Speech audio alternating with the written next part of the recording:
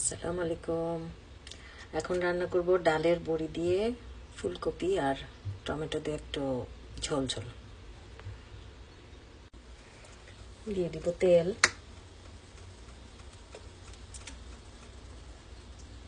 3 চামচের মতো, টেবিল চামচ।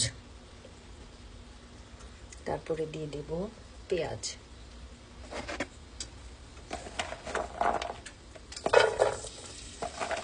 পেঁয়াজটা ভাজা ভাজা হলে দেন মশলা দিব। পেঁয়াজটা আরেকটু ভাজা ভাজা হবে, তারপরে মশলা দেব। দিয়ে দিচ্ছি 1/2 চা চামচ হলুদ, আর দিয়ে দিচ্ছি 1/2 চা চামচের একটু বেশি মরিচ। তারপরে দিব একটু লবণ,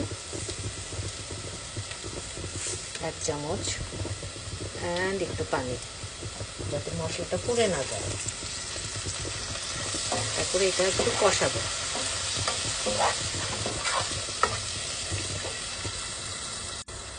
মশলাটা কষাচ্ছি। এখন দিয়ে দিব আলু, তারপরে দিয়ে দিব ফুলকপি,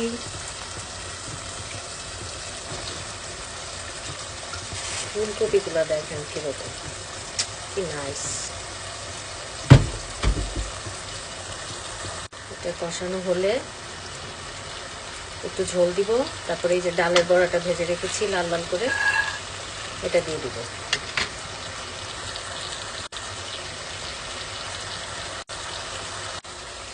এখন দিয়ে দিব টমেটো। এই টমেটো কেটে রেখেছি, টমেটোগুলো কি সুন্দর।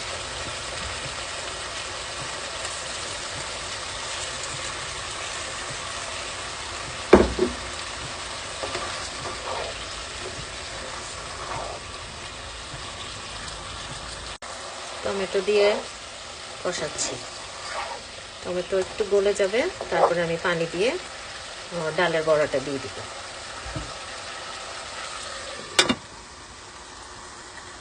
এখন চুলার আঁচটা বাড়িয়ে দিলাম আর পানি দিব। এটা আমি একটু ঝোল ঝোল করবো, ঝোল ঝোল খেতে আমার কাছে ভালো লাগে।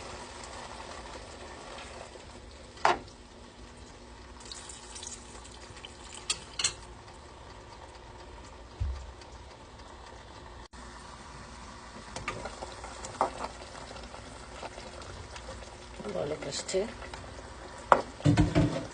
এগুলো খুব তাড়াতাড়ি সিদ্ধ হয়ে যায়। আলুটা, নতুন আলু, ফুলকপিও তাড়াতাড়ি সিদ্ধ হয়ে যায়। তো ডালের বড়াটা দিয়ে দিলাম।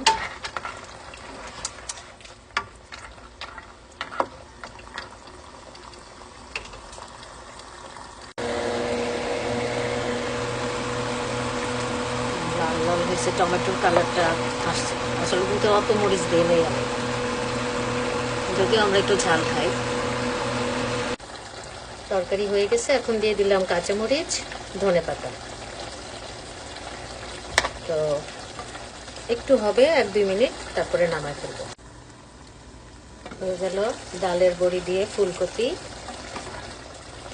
টমেটো আর আলু দিয়ে মাখা মাখা ঝোল। মাখা মাখা না, মানে একটু ঝোল, যে যেরকম খান ওরকম রাখবে।